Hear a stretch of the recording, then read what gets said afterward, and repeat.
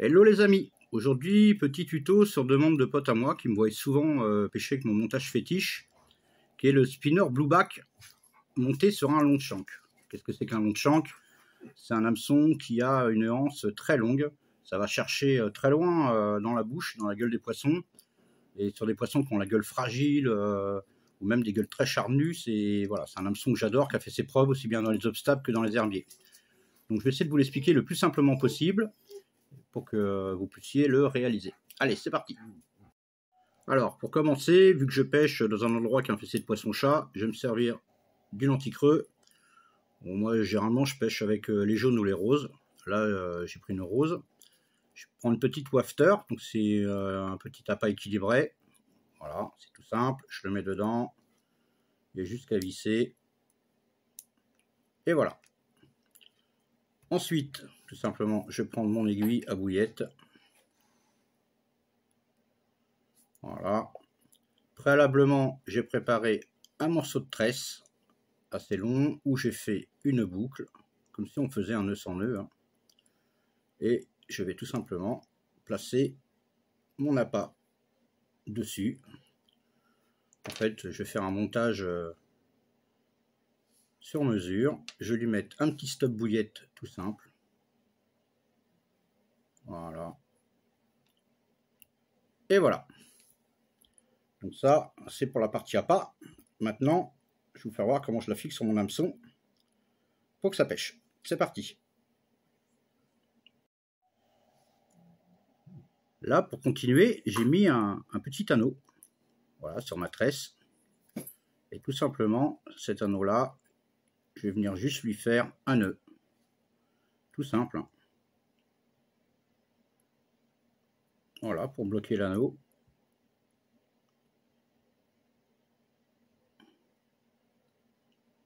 Voilà. Donc il est bloqué par un petit nœud. Je l'ai mis assez loin parce que je vais pouvoir l'auto-régler à la distance que je veux. Tout simplement, je vais prendre mon long de shank. Je vais le placer dans l'anneau. Voilà, comme ceci. Et maintenant, simplement, je vais venir tirer doucement, sans me pointer l'hameçon dans le doigt. Voilà, je vais venir serrer jusqu'à ce que j'obtienne à peu près une longueur d'1 centimètre. Donc là, j'ai encore tiré un peu dessus. Voilà, c'est pas mal. Donc ça fait ceci. Voilà, on va essayer de faire le point. Donc là, eh ben, on va faire un simple nœud sans nœud. Comme si on faisait un blueback traditionnel. Voilà, comme ceci. Je vais faire environ entre 4 et 5 spires. Voilà, c'est un nœud sans nœud, hein, tout ce qui est le plus simple. Pas se compliquer la vie. Hein. Voilà. Hop, termine le nœud sans nœud. Et voilà.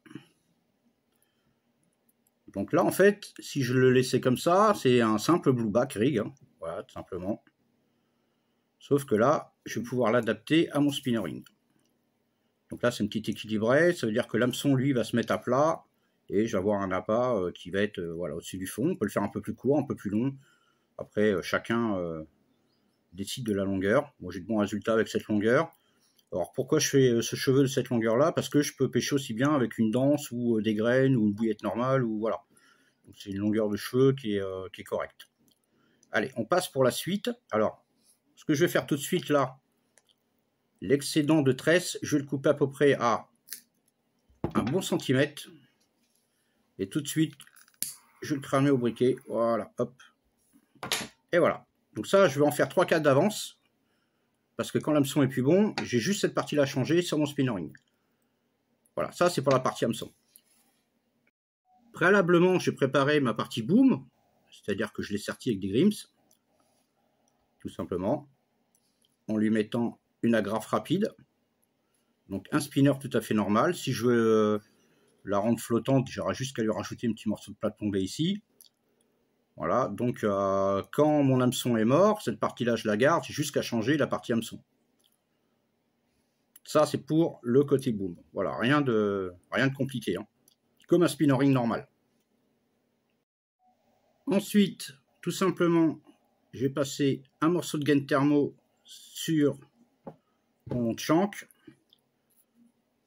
J'ai plus qu'à passer mon agrafe rapide de mon spinner